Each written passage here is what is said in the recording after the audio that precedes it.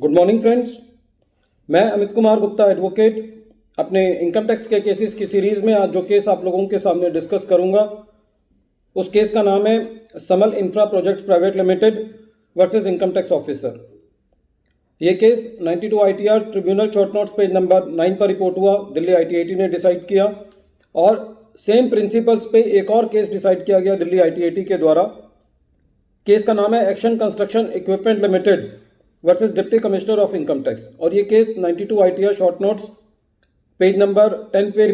Report हुआ और matter ये भी दिल्ली ITAT ने डिसाइड किया क्योंकि दोनों केसेस के अंदर मैटर जो है वो सेम है और सेम लॉ लेट डाउन किया गया है, इसलिए इन दोनों केसेस को मैं इकट्ठा आप लोगों को बता रहा हूँ। इस केस के अंदर सेक्शन 271 सबसेक्शन 1 क्लॉज सी की पेनल्टी लगाई गई। जब सेक्शन 274 का नोटिस दिया गया तो वो जनरल नोटिस था, उसके अंदर जो स्टैंडर्ड लाइन डिपार्टमेंट अपने नोटिस में लिखता है penalty for furnishing inaccurate particulars oblique concealment of income, और ना तो अप्रोप्रिएट पोर्शन को टिक किया गया था और ना ही जो पोर्शन इनएप्लीकेबल था उसको क्रॉस किया गया था। इस मैटर के ऊपर मैं पहले भी 2-3 वीडियो बना चुका हूं और बार बार इसको बनाने का ये मकसद है कि बहुत सारे नोटिसेस ऐसे आए हुए होते हैं जहां पे एसएससी जो है वो पेनल्टी के लिए मेरिट्स पर लड़ रहा होता है, लेकिन इस मैटर पे जो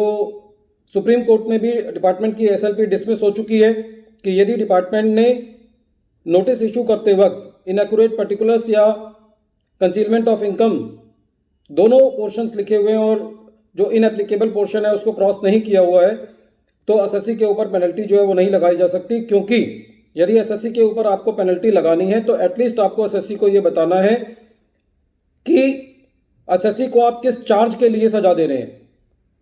इसके अंदर एक पॉइंट ये है कि कई बार डिपार्टमेंट जब असेसमेंट ऑर्डर पास करता है तो वहाँ पे उस असेसमेंट ऑर्डर के अंदर ये स्पेसिफाई किया होता है कि एसएससी ने इनएक्यूरेट पर्टिकुलर्स फर्निश किए हैं या कंसीलमेंट ऑफ इनकम की है, तो इसके ऊपर भी डिवाइडेड ओपिनियन है कि यदि असेसमेंट ऑर्डर ये स्पेसिफाई करता है कि एसएससी जो है ने इनएक्यूरेट पर्टिकुलर्स फर्निश किए हैं या कंसीलमेंट ऑफ इनकम की है तो उन केसेस के अंदर थोड़ा सा डिपार्टमेंट का पार्ट स्ट्रांग हो जाता है। लेकिन उस केस में भी कुछ केसेस ऐसे हैं जहाँ पे वो कहता है कि असेसमेंट प्रोसीडिंग्स और पेनल्टी प्रोसीडिंग्स दो अलग अलग चीज़ें हैं और सेम प्रिंसिपल जो है वो अप्लाई नहीं किए जा सकते। लेकिन जहाँ पे असेसमेंट ऑर्डर के अंदर भी नहीं लिखा हुआ और जहाँ पे पेनल्टी का जो नोटिस है उसमें भी ये स्पेसिफाई नहीं किया गया, वहाँ डिपार्टमेंट जो है वो पेनल्टी एसएससी के ऊपर नहीं लगा सकता। इन दोनों केसेस में एक बात और ये भी थी कि एसएससी एक केस के अंदर जो है वो जो क्वांटम अपील थी उसके अंदर अपील में नहीं गया था, तो डिपार्टमेंट ये कह रहा था कि साहब क्योंकि एसएससी जो है वो क्वांटम अपील में नहीं गया है तो उसने ये मान लिया है कि उसने इनकम कंसील की है या इनएक्यूरेट पर्टिकुलर्स फर्निश किए हैं। तो फ्रेंड्स इस केस में भी लॉ बड़ा क्लियर है कि वो ये कहता है कि यदि एसएससी ने अपील फाइल नहीं की है और उसने सारा टैक्स जमा कर दिया तो इसका मतलब ये नहीं निकाला जाना चाहिए कि एसएससी ने इनएक्यूरेट पर्टिकुलर्स फर्निश किए हैं या इनकम का कंसीलमेंट किया है। ये पॉइंट भी बहुत इंपॉर्टेंट है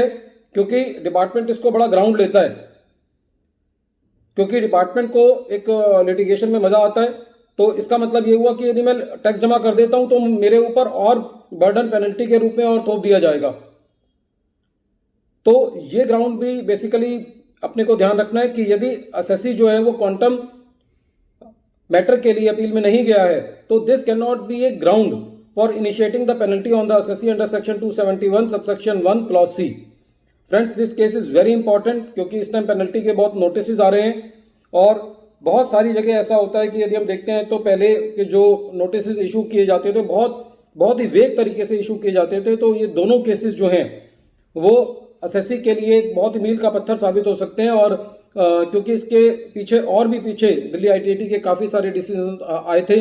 जहां पे ITAT ने ये कहा था कि यदि नोटिस जो है वो वेग है, एसएससी को आपने ये नहीं बताया कि किस चार्ज के अंदर आप उसके ऊपर पेनल्टी लगाने जा रहे हैं तो आप उसके ऊपर पेनल्टी नहीं लगा सकते। इस केस में फ्रेंड्स एक बात ये भी है कि जब पेनल्टी का नोटिस दिया, सपोज करो उस वक्त उन्होंने एक जनरल नोटिस दे दिया लेकिन बाद में पेनल्टी लगाते वक्त उन्होंने स्पेसिफाई कर दिया, तो उस केस में भी लॉ क्लियर है कि क्या कहते हैं आप तब भी पेनल्टी नहीं लगा सकते। आपको पेनल्टी का नोटिस देते वक्त स्पेसिफिक होना है कि आप किस चार्ज के अंदर एसएससी को सजा देने जा रहे हैं। Friends,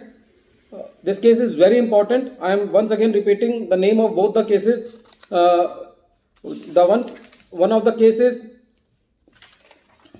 Samal Infra Projects Private Limited versus Income Tax Officer, and the second case is Action Construction Equipment Limited versus Deputy Commissioner of Income Tax. In both the cases, the law has been laid down regarding section 271 subsection 1 clause C penalty, that you cannot impose the penalty until and unless the notice under section 274 is very clear whether it is a penalty for initiating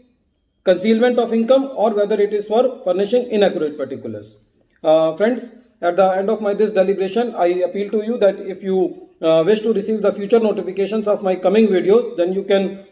press the bell icon and subscribe the channel so that you can receive the future notification on timely basis. Thank you, friends.